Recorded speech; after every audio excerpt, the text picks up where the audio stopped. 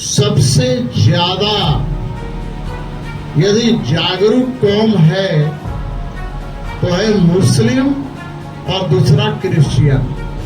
नहीं, अब आपको कहेगा चल भैया आज तिलक लगा ले तो हो गया, हम काफिर हो गए हैं। सबका प्रयास 140 करोड़ जनता भी भी आते हैं, तो सबका प्रयास से ही हमारा भारत 2047 तक विकसित राष्ट्र की श्रेणी में आ पाएगा। और मेरे कहने पे अगर कोई मेरा हिंदू भाई अरे तुम भी टोपी लगा लेना पापा, तो उससे क्या बिगड़ गया? उसका धर्म भ्रष्ट हो गया। झारखंड की राजधानी रांची के हाई कोर्ट के अधिवक्ता ने अपने सैकड़ों समर्थकों के साथ चुनाव कार्यालय रांची लोकसभा अरगोड़ा रांची में भारतीय जनता पार्टी की सदस्यता ग्रहण की। मोहम्मद अनवर समेत तमाम लोगों को बीजेपी पार्टी के रांची विधायक सीपीसी रांची लोकसभा चुनाव प्रभारी संजीव विजयवर्गीय, कमाल खान, गुलाम रब्बानी, जॉनी वलकर खान ने अंग वस्त्र तथा फूल मालाएं प्रदान कर पार्टी में मोहम्मद अनवर का स्वागत किया। इस अवसर पर अपने संबोधन में मोहम्मद अनवर ने कहा कि भाजपा नफरत मुक्त एवं प्रेम युक्त भारत चाहता है। उन्होंने कहा है कि लोगों में भाजपा का डर दिखाकर सभी सेकुलर पार्टियों मुसलमानों को वोट बैंक के रूप में इस्तेमाल करती है। एक बात मैं बता रहा हूँ, आज हमारे एडवोकेट अनवर साहब के नेतृत्व में ये सैकड़ों की संख्या में मुसलमान भाइयों ने भारतीय जनता पार्टी में शामिल होने का काम किया। तो मैंने उन्हें आज़ादी के बाद से अभी तक का इतिहास बताने का काम किया कि किस प्रकार से कांग्रेस ने इन्हें डरवाते रहने का काम किया है, चाहे जनसंघ से डरवाने का काम किया हो या भाजपा से। लेकिन आज देश के आदरणीय प्रधानमंत्री जी देश की 140 करोड़ जनता के हित के लिए काम कर रहे हैं और उसमें हमारा मुस्लिम समुदाय भी आता है।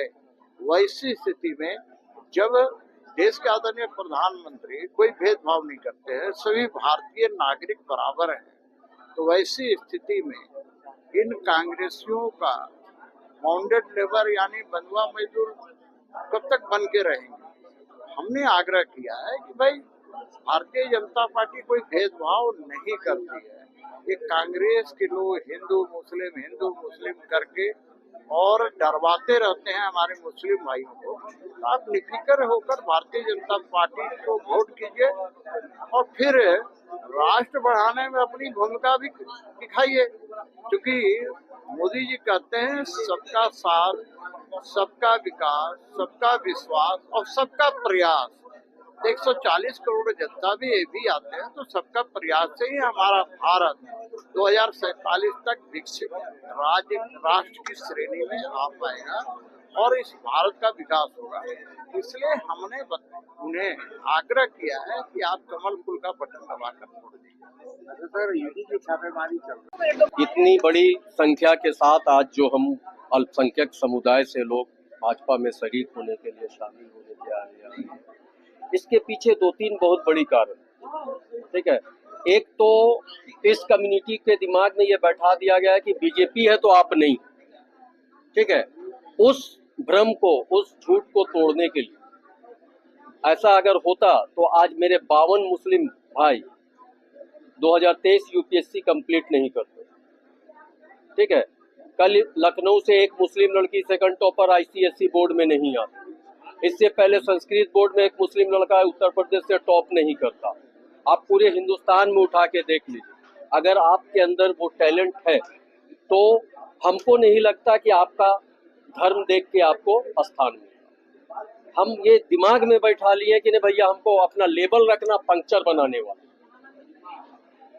उस लेबल को तोड़ने के लिए इस दल में हम आए। मुझे कोई राजनीति से कोई लेना देना नहीं, ना मुझे कभी चुनाव लड़ना, ना कोई नेतागिरी करना। मैं अपने समुदाय को कोशिश करूंगा कि एक सही फैक्ट उसके सामने रखूं। लोग कहते हैं कि भाजपा आएगी तो मुसलमान को भगा देगा। मेरी आबादी का अंदाजा है, इस मुल्क में अगर सही से सेंसस आज करवा दीजिए तो more than 50 crore we are here in India. 25 crore की आबादी को कोई सोचा है, समझा किसको कहते हैं? कोई देखा आंख से? कहाँ फेंकिएगा? हर सागर भर जाएगा। अच्छा, आज आप लोग यहाँ ज्वाइनिंग किया है, लगभग कितने लोग यहाँ ज्वाइनिंग किया और सिर्फ मुसलमान या देखिए, इसमें मेरे बहुत से हिंदू भाई का भी सहयोग है। बाहर से मेरे साथ आए हुए, कलकत्ता से मेरे साथी लोग आए हुए हैं। मुस्लिम 40-50 हैं, बाकी सब मेरे हिंदू भाई लोग हैं, जो मेरे कहने पे, जो भाजपा से उनका कोई लेना देना नहीं था, आज आपके सामने मौजूद है। अच्छा, जो नफरत की राजनीति जो पल रही है, क्या आपके देखिए, करने से मेरे इसको सुधार करने नहीं, ये कहना बहुत टफ है। ऑल ऑफ सडन आप चाहिएगा कि यू टर्न हो जाए कंट्री, नहीं होगा। ठीक है, 100 साल से दिमाग में आपको हम बैठाए हैं, आरएसएस ऐसा है, बीजेपी ऐसा, कांग्रेस ऐसा है, जेएमएम ऐसा है, तो मेरे अकेले के प्रयास से ये कुछ नहीं हो सकता। ये एक झूठ बात होगा कि हम आए और रिफॉर्म हो गया मेरी कम्युनिटी, कोशिश के लिए आए। अच्छा, आज आप ज्वाइनिंग किए हैं, बहुत लोग आपके कम्युनिटी के बीच इसके अगेंस्ट गए होंगे, फेवर किए होंगे, क्या कुछ? देखिए, हमको यहाँ से दाल रोटी नहीं चाहिए। मेरे अगेंस्ट में तो they are not giving me my bread and butter. ठीक है, उनको हम जवाब देंगे। ठीक है, जो मेरे अगेंस्ट, हो सकता है हिंदू भी हो, कहाँ से जोला को ले आए ये लोग, आप सिर्फ मेरे कम्युनिटी को मत बोलिए, तो उसको जवाब हम देंगे। हम अपने अच्छे बुरे को सोचकर, हम एक लॉयर है, एक अच्छे रियल एस्टेट बिल्डर है, ठीक है, तो हम अपनी अच्छी बुरे को सोचकर आज आपके सामने, मीडिया के सामने खड़े। परिचय अपना पूरा बता दीजिए। मेरा नाम मोहम्मद अनवर हुआ, हम कटरू आनंद विहार में रहते हैं। ठीक, क्या करते हैं? हम एडवोकेट हाई कोर्ट भी हैं और रियल एस्टेट का काम भी, कंस्ट्रक्शन का काम भी करते हैं। अब आपको कहेगा चल भैया आज तिलक लगा ले, तो हो गया, हम काफिर हो गए हैं।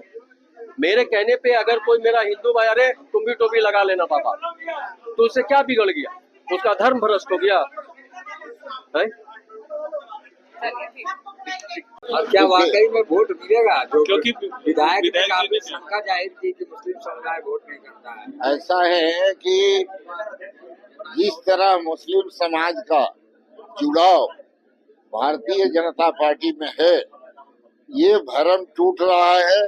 तथा कथित सेक्युलर दल भाजपा का भय दिखाकर आज तक इनका वोट लेकर मुस्लिम समाज का शोषण करने का काम किया है कांग्रेस, राजद और झारखंड मुक्ति मोर्चा के लोग, लेकिन उनका काम नहीं हुआ। जिसका जिंदा मिसाल है झारखंड के राजधानी हज हाउस जो कटरू में है, उसको भी इन लोगों ने खा गए थे, भ्रष्टाचार के बलि वो भी चढ़ गया था। वो तो भारतीय जनता पार्टी के सरकार का देन है कि 80% केंद्र सरकार और 20% राशि राज्य सरकार देकर सबसे उम्दा हज हाउस बनाने का।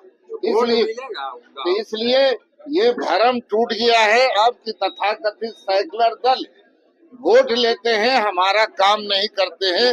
इसलिए मुस्लिम समाज का लगाव भाजपा की ओर है और आने वाले चुनाव में जो चुनाव होने जा रहा है, भारतीय जनता पार्टी का मुस्लिम समाज का भी बड़े बड़े पैमाने पर। देखिए, इतिहास जो होता रहा उसी में बदलाव की छटा आती है और इस बार जिस तरह से 10 वर्षों में मोदी जी का कार्यकाल रहा और जिस तरह से हर एक संप्रदाय जाति के लोगों के लिए काम किया गया प्रधानमंत्री जी की गारंटी के माध्यम से, तो हम लोगों ने यही आह्वान किया है कि अब आपको करके दिखाना है। मोदी जी ने करके दिखाया, अब आपको करके दिखाना है। ईवीएम 4 तारीख को जब खुले जून को, तो लगे कि हाँ अब हमने भी अपना काम दिखाया। मुझे लगता है कि जो देश के माननीय प्रधानमंत्री जी हैं, इसी संकल्प के साथ चल रहे हैं कि देश का कोई भी नागरिक, चाहे बच्चा हो, बड़ा हो, बूढ़ा हो, कोई भी भूखा न रहे, कोई के पास रोजगार की कमी नहीं रहे, हमारा देश विश्व की सबसे बड़ी अर्थव्यवस्था बने और उसमें सबका योगदान हो, चाहे वो हिंदू, मुस्लिम, सिख, ईसाई। और हम लोग उसी पर काम भी कर रहे हैं और हमने आज आह्वान भी किया है कि इस बार आपको भी बदलना है और जो 65 साल जिन्होंने केवल आपका शोषण किया, उनकी भोली बातों में नहीं आके नरेंद्र मोदी जी के गारंटी पर चलने का आह्वान किया।